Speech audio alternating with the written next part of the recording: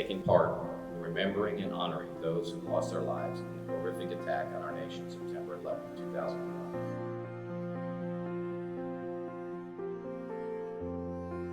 Under the leadership of Mayor David Bristol, Police Chief Doug Kowalski, and Fire Chief Stuart Blasingame, the town of Frostburg commemorates September 11th each year with a solemn, heartfelt remembrance ceremony.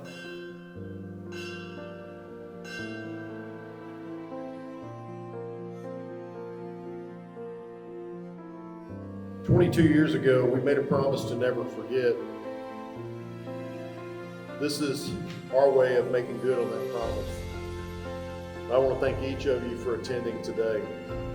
I pray that everything that we've done this morning, that we'll continue to do throughout this ceremony, will honor the thousands of men, women, and children who died because of the attacks of September the 11th. I know the terrorists will never succeed and evil will never succeed as long as we remain united. Duty, honor, country. Never forget.